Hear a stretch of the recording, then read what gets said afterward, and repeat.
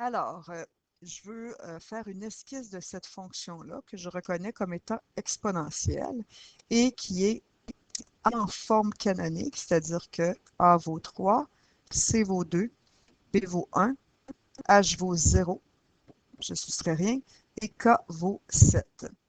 Alors, je commence par tracer mon asymptote, qui est en pointillé, ici. Et je vais me dire que c'est y égale à 7 parce que c'est clairement ici, c'est le cas. Donc, c'est y égale à 7. Alors là, moi, je sais que ma courbe de base, c'est celle-là. Et là, je vais voir si j'ai des modifications sur celle-ci. Alors, premièrement, est-ce que je vire de bord? Est-ce que je fais un flip vertical? Alors, pour ça, je vais regarder le signe de mon A. Et là, présentement, je vois qu'il est positif. Donc, ma courbe reste en haut de l'asymptote. Je peux maintenant me faire mon point de repère qui est HA plus K. Donc, mon point de repère, le H, c'est 0. Donc, je vais me faire un point à peu près ici. Oups, je dois changer de crayon. Alors, je vais me faire un point qui est ici. Et il s'appelle H qui est 0, virgule A plus K, c'est 3 plus 7. Donc, c'est 10 ici.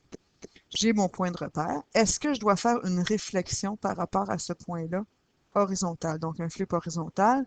Pour ça, je regarde, est-ce que mon C est en 0 puis 1? Il ne l'est pas. Puis mon B, il est positif. Donc, ça me fait que ça reste comme ça. Voici l'esquisse qui est faite pour la première situation. Maintenant, on va faire pour la deuxième situation, qui est celle-ci. Alors, j'ai toujours mon asymptote ici que je regarde. J'ai une asymptote ici de 3. S'il n'y a pas de plus ou rien, ce serait une asymptote de 0. Mais dans ce cas-ci, j'ai y égale à 3. Je vais tout de suite tracer ma fonction de base. Maintenant, je vais regarder, est-ce que j'ai un flip vertical? Est-ce que je m'en vais de l'autre côté? Alors, je regarde toujours ici. Mon A, le signe ici, il est positif. Donc, je n'ai pas de flip vertical. Ensuite, je vais repérer mon H. Alors, je suis bien en forme canonique, je le vois ici. Je repère mon H ici qui est de 1. Donc, à 1,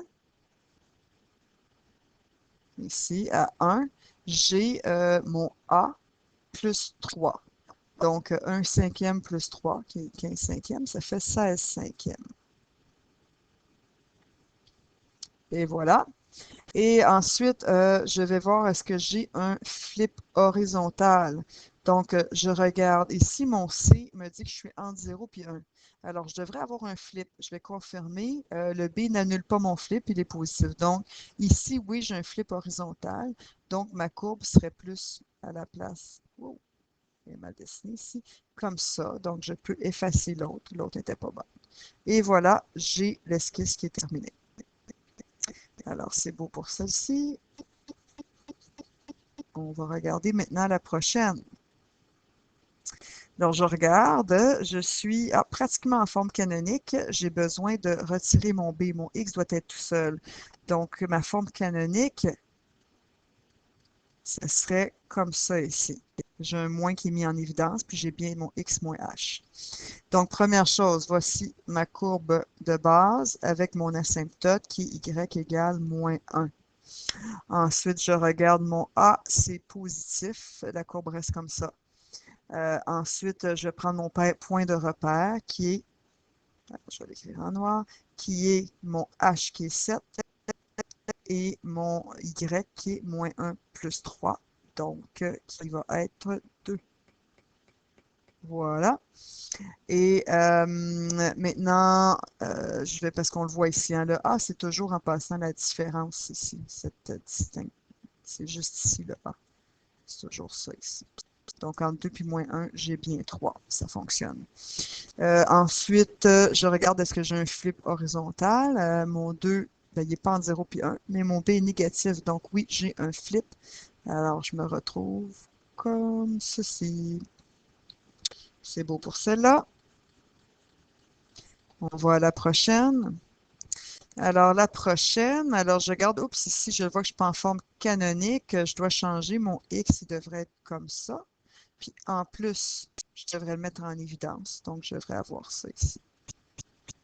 Donc, voici ma nouvelle forme canonique. Mon asymptote, c'est moins 4. Alors, mon A ici, je vois que si je dessine ma courbe de base comme ça, là, je vois ici qu'avec mon moins, j'ai un flip. Donc, en faisant un flip comme ça, je me retrouve à avoir une courbe qui est plus comme ça. Je pourrais déjà effacer l'autre. Et ensuite, je vais regarder c'est quoi mon point de repère. Alors, mon repère, c'est mon H vaut 5 et mon Y vaut moins 4, moins 5 tiers. Donc, moins 12 tiers, moins 5 tiers, moins 17 tiers. Donc, j'ai un point à 5 et moins 17 tiers. Ensuite, je regarde est-ce que j'ai un flip horizontal. Alors ici, j'ai mon 2, m'indique qu'il n'y a pas de flip, mais ici, j'ai un moins, ça m'indique qu'il y a un flip horizontal. Donc, je dois faire ça comme ça pour faire le flip horizontal et celle-là n'est plus bonne. Et voilà, j'ai mon esquisse.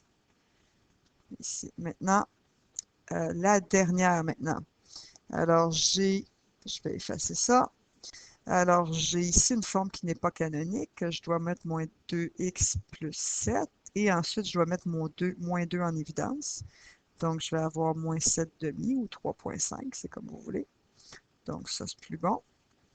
Alors, ma forme de base, c'est celle-là. J'ai une asymptote y égale moins 2. Alors, je regarde. Ici, j'ai un flip vertical à cause de mon moins. Je mets le flip. Ça, c'est plus bon. Ensuite, je regarde. Je vois que j'ai un flip horizontal parce que mon C est entre 0 et 1. Mais je vois que j'en ai un aussi à cause du B qui est négatif. Donc, les deux s'annulent, les deux flips s'annulent. Dans le fond, 0,2 à la moins 2, ça va nous donner, ça c'est comme 2 dixièmes. Ben, si je fais l'inverse, j'ai 10 demi, je vais avoir plus grand que 1. Donc, il n'y a pas de flip. Donc, ça va rester comme ceci avec mon point de repère que je n'avais pas mis à l'avance, qui est 7 demi et le Y qui est A plus K, donc moins 3, moins 2, moins 5. Et voilà, puis ça confirme toujours que c'est bon. Ma distance ici, j'ai moins 2, j'ai moins 5. Elle est de moins 3. Je m'en vais vers le bas. Donc, ça me confirme que c'est bon. Voilà,